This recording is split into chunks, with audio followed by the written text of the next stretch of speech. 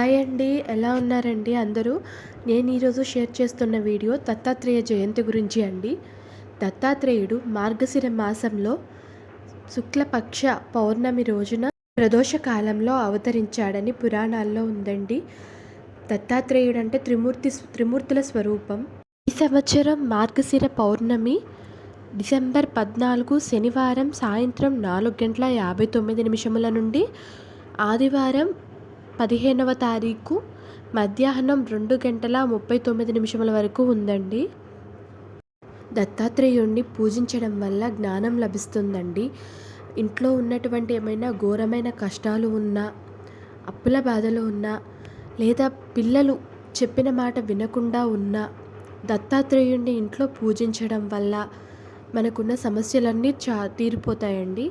ఘోరమైన కష్టాలు ఉన్నటువంటి వాళ్ళు, ఏ పని చేసినా ఆ పని అవ్వక ఇబ్బంది పడేవాళ్ళు దత్తాత్రేయుని ఘోర కష్టోద్ధారక స్తోత్రం పఠించడం వల్ల ఆ కష్టాల నుండి బయటపడతారండి. ఘోర కష్టోద్ధారక స్తోత్రాన్ని నిత్యం పఠించడం వల్ల ఈ సమస్యలన్నిటికీ పరిష్కారం దొరుకుతుందండి. పిల్లలు మాట వినకపోయినా, దారి తప్పినా పిల్లల చేత ప్రతి గురువారం దత్తాత్రేయునికి పూజ చేయించండి.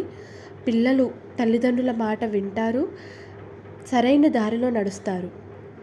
దత్తాత్రేయుడు త్రిమూర్తుల స్వరూపం అండి. దత్తాత్రేయుని పటం ఉంటే ఆ పటముకైనా, లేదంటే వెంకటేశ్వర స్వామి ముందైనా దీపారాధన చేసేటప్పుడు త్రిమూర్తుల కోసమని 3 వత్తులు, ఒక వత్తు తూర్పు వైపు, ఒకటి ఈశాన్యం మూలకి, ఇంకొకటి ఉత్తరం వైపు ఉండేలాగా చూసుకొని 3 వత్తులు వేసి దీపారాధన చేసి దత్తాత్రేయునికి బెల్లం ముక్కను నైవేద్యంగా సమర్పించండి. లేదంటే బెల్లం పాయసం కానీ, బెల్లం పర్వాణం కానీ స్వామివారికి సమర్పించండి.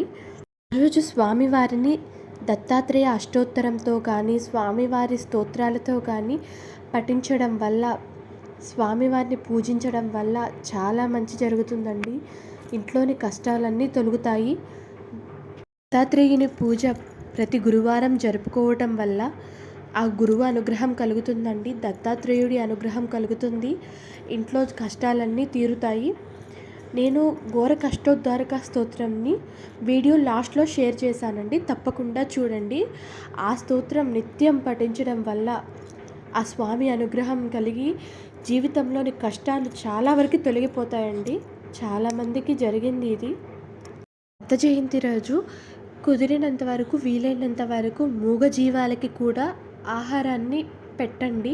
దత్తాత్రేయుడి కృపా కటాక్షాలు మనందరిపై ఉండాలని మనస్ఫూర్తిగా కోరుకుంటూ, మీకు ఈ వీడియో నచ్చితే లైక్ చేయండి, షేర్ చేయండి, కమెంట్ చేయండి, సబ్స్క్రైబ్ చేయండి. Thank you.